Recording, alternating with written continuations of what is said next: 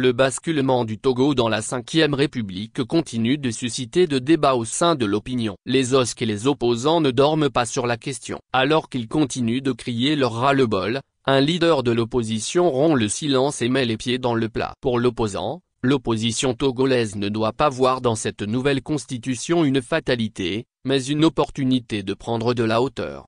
Le 19 avril 2024, les parlementaires votaient à l'unanimité la nouvelle constitution qui fait passer du régime présidentiel au régime parlementaire. Après le vote du texte, le président de la République, Faure Gnassingbé l'avait promulgué. Le président de la République, son Excellence Monsieur Faure Essosimna Gnassingbé, a procédé ce jour à la promulgation de la loi numéro 2024-005 portant révision de la constitution togolaise, marquant ainsi une nouvelle étape dans la vie institutionnelle de notre pays et dans le renforcement de la démocratie, avait publié la présidence de la République dans un communiqué.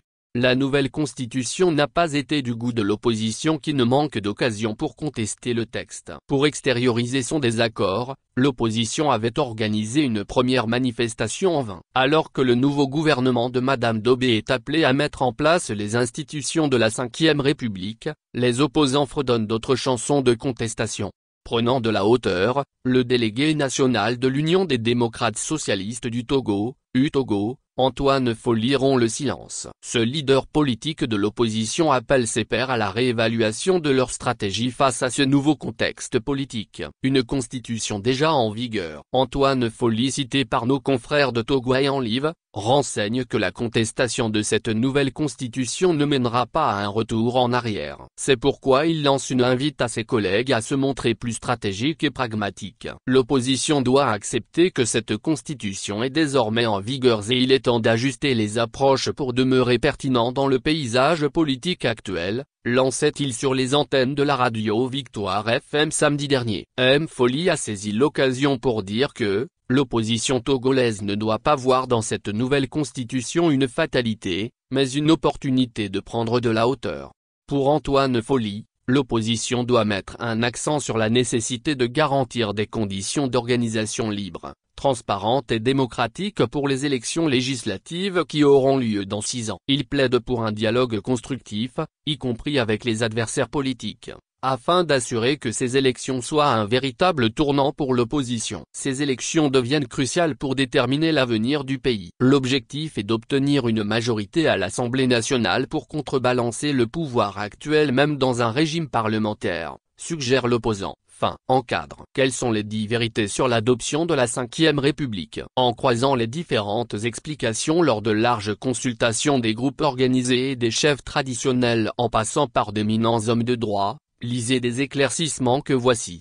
10 vérités sur l'adoption de la Ve République. La nouvelle République met le Parlement, Assemblée nationale et Sénat, au cœur des institutions. Ce sont les élus de ces chambres qui vont élire le président du Conseil, le chef de l'exécutif, et le président de la République. Le président du Conseil a la réalité du pouvoir. C'est lui qui va conduire la politique du pays. Il est le chef du gouvernement. Il est responsable devant le Parlement qui peut lui demander des comptes à tout moment. Le président de la République est désormais dans une position de garant de l'unité nationale, d'autorité morale et de référent de l'ensemble des acteurs.